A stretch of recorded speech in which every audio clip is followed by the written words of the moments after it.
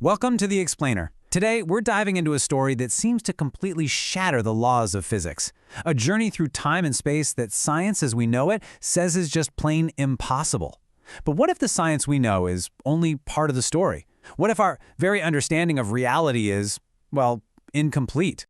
Let's start with a really big question, one that challenges pretty much everything we experience day to day. Can reality be experienced outside of time? It's a question that, believe it or not, connects a centuries-old spiritual event with the absolute bleeding edge of modern physics. We're talking two completely different worlds, asking about the same profound mystery. So, our story begins with the Isra Miraj.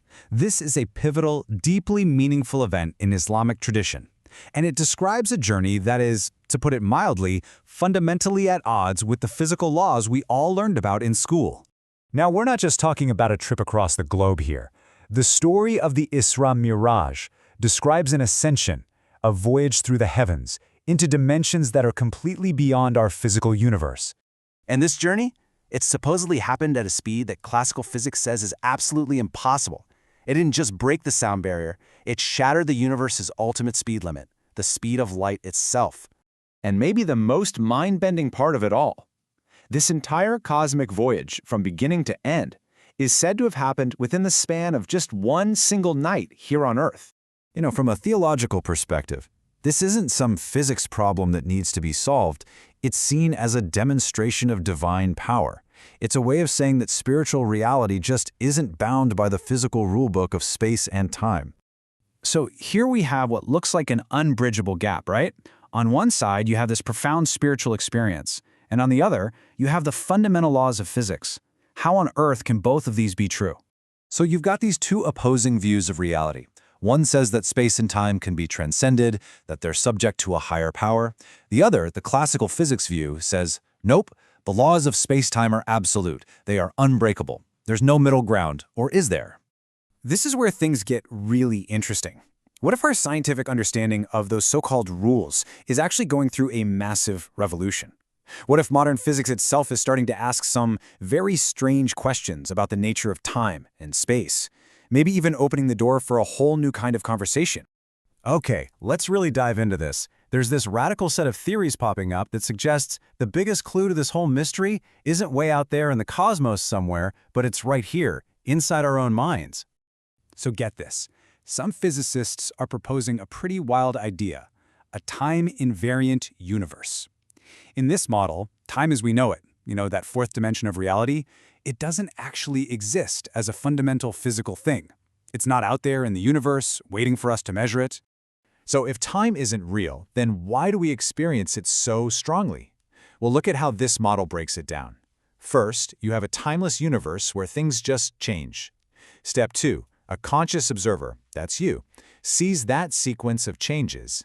And then step 3, and this is the kicker, our consciousness processes it all and constructs the linear feeling of a past, a present, and a future. Time, in this view, is a product of the mind. And this isn't just some fun philosophy. As Zulfikar's work points to, some physicists are actually trying to build models where consciousness isn't just a weird byproduct of our brains, but a fundamental part of reality itself, right up there with matter and energy.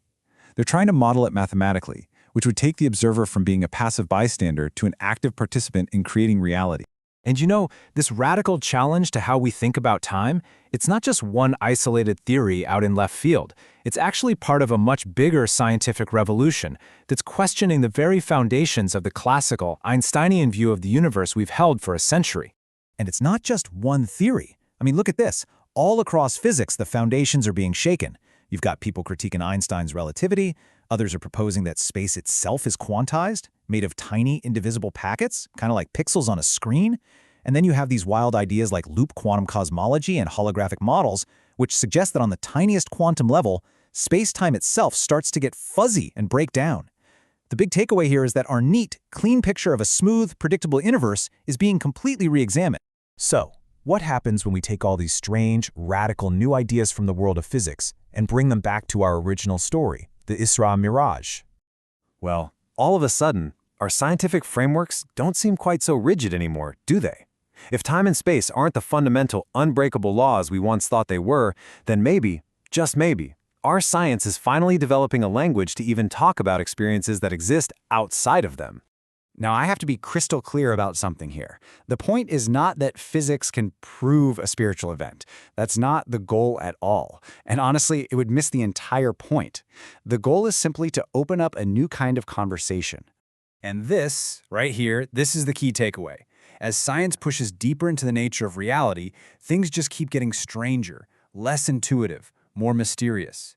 And in that strangeness, we're finding this unexpected common ground with philosophical and spiritual traditions.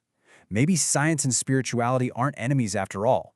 Maybe they're just two different languages trying to describe the same incredibly profound, mysterious reality. So we'll leave you with this final thought to chew on.